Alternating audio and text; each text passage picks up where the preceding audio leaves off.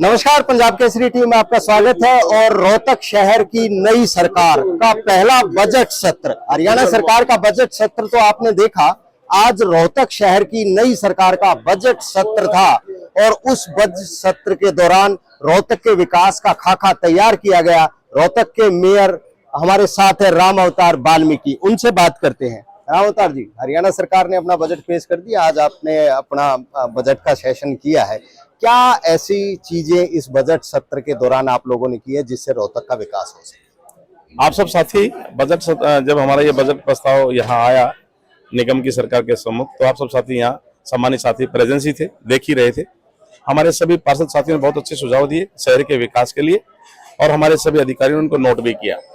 आज वैसे ये बैठक जो बुलाई थी विशेष तौर पर बजट के लिए बुलाई गई थी, लेकिन बजट बैठक के साथ साथ अन्य जो सुझाव आए उन सुझावों को भी सभी अधिकारियों ने नोट किया। निश्चित तौर पे जो सुझाव है उनको भी हम सुझाव के अनुसार शहर का विकास कराएंगे। ऐसे क्या क्या रोड मैप है आपके दिमाग में या इन पार्षदों ने जो आप लोगों के सामने रखा है, क्या रोड मैप है जिससे रोहतक का विकास हो सके? कई बार पहले भी हमसे चर्चा हुई आपके सम्मानित चैनल के माध्यम से। रोहतक के ही विकास की बात नहीं, हरियाणा के विकास के लिए माननीय मुख्यमंत्री जी दिन रात मेहनत कर रहे हैं। हरियाणा के यशस्वी मुख्यमंत्री माननीय नायब सिंह सैनी जी दिन रात मेहनत करके हरियाणा का विकास करवा रहे हैं। उन्होंने जब ये निगम का चुनाव शुरू हुआ, बीच में चल रहा था, तो आप सब ने देखा हमने दो तरह का अपना संकल्प पत्र जारी किया, एक स्टेट लेवल का और एक अपने जिला स्तर का। जिला स्तर में हम सब ने जो हमारे रोहतक शहर में प्राथमिकता तौर पे जो काम होने चाहिए उन सबको कलमबंद किया, सूचीबद्ध किया। वो काम तो होंगे जो हमने संकल्प पत्र में जनता के बीच में रखे कहे हैं। उसके अलावा जो समय समय पर हमारे पार्षद साथी रोहतक की देवतुल्य जनता हमें जो कहेगी वो काम भी हम प्राथमिकता तौर पर पूरा करने का काम करेंगे। आज तो आपने 22 करोड़ बांट ही दिए पार्षदों के बीच। वो हरियाणा सरकार के यशस्वी मुख्यमंत्री माननीय श्री नायब सिंह सैनी जी हरियाणा के विकास के लिए दिन रात लगे हुए हैं। उसी कड़ी में उनका आदेश था कि मेरे रोहतक शहर का चौमुखी विकास हो और रोहतक शहर भी पीछे ना रहे। इस नाते उनके आदेश के अनुसार शहर के विकास के लिए पार्षदों को कहा कि आप अपनी वार्ड में जनता के बीच में जाएं और जो जनता कहे प्राथमिकता तौर पे उस काम को आप पूरा करवाने का काम करें। 1-1 करोड़ रुपए तो आपने दे दिया, लेकिन अब आपके सामने एक समस्या आने वाली है। गर्मी का मौसम है और तापमान अभी से बहुत ज्यादा बढ़ गया है। ऐसे में बिजली के कट लगना शुरू हो गए हैं, पीने के पानी की दिक्कत है, तो उससे कैसे निजात पाओ? निश्चित तौर पे संबंधित विभाग के अधिकारी आज बैठक में भी आए हुए थे।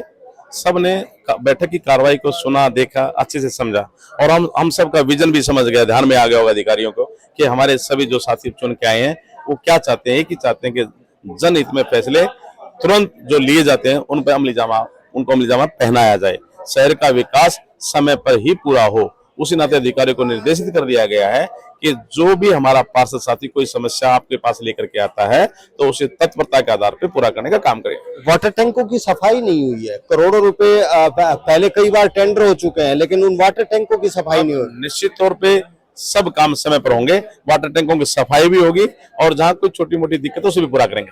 हाईटेक लाइब्रेरी भी बनाने जा रहे हैं निश्चित तौर पे सूबे के यशस्वी मुख्यमंत्री माननीय नायब सिंह सैनी जी ने एक फैसला लिया कि हमारे हरियाणा के सभी 22 के 22 जिलों पर, जिला हेडक्वार्टर पर हमारे जो युवा साथी चाहे गांव से शहर में पढ़ने आते हैं, चाहे शहर के साथी विद्यालयों में, कॉलेजों में, प्रोफेशनल कॉलेजों में जो पढ़ने आते हैं, उन सब के लिए जिला स्तर पर एक बड़ी लाइब्रेरी जिसमें सभी विषय से संबंधित पुस्तकें, सब तरह की पुस्तकें वहां उपलब्ध रहेंगी, सभी संसाधन और रहेंगे। एक सुंदर लाइब्रेरी ऐसी व्यवस्था के नाते ही आज वो एक विषय आया, तो वो भी हमने यहाँ हाउस में पास किया कि निश्चित तौर पर एक जाट कॉलेज के साथ में एक सरकारी विभाग की बिल्डिंग खंडर पड़ी थी, उसका प्रपोजल आज पास हो गया कि वहाँ सुंदर लाइब्रेरी हमारे रोहतक जिले के, हमारे हरियाणा का भविष्य है, जो रोहतक का भविष्य, हरियाणा का भविष्य, हमारे युवा साथी है, उन सब के लिए सुंदर लाइब्रेरी का निर्माण करवाएंगे। एक सवाल और है, सरकार घोषणा कर देती है, चीजें बन जाती हैं, लेकिन उसका सही इस्तेमाल नहीं होता। एग्रोमाल उसका उदाहरण है, किसानों के लिए बनाया गया था लेकिन किसानों के नाम से वहां पर कुछ भी नहीं है। तो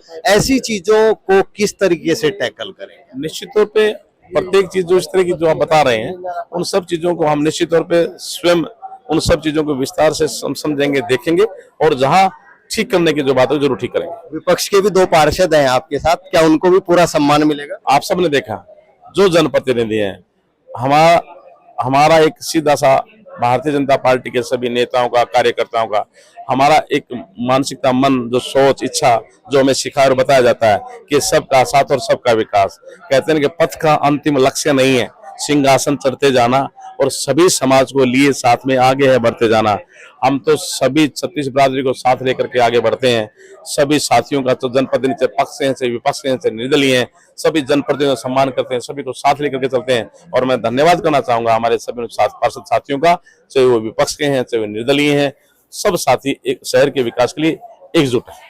तो मेयर रोहतक रामावतार वाल्मीकि, उनका यही कहना है कि उनका लक्ष्य रोहतक शहर का विकास करना है, और चाहे कोई निर्दलीय प्रत्याशी हो या फिर कांग्रेस पार्टी का प्रत्याशी हो या भारतीय जनता पार्टी के प्रत्याशी, सबको बराबर सम्मान मिलेगा और सबको बराबर बजट दिया जाएगा।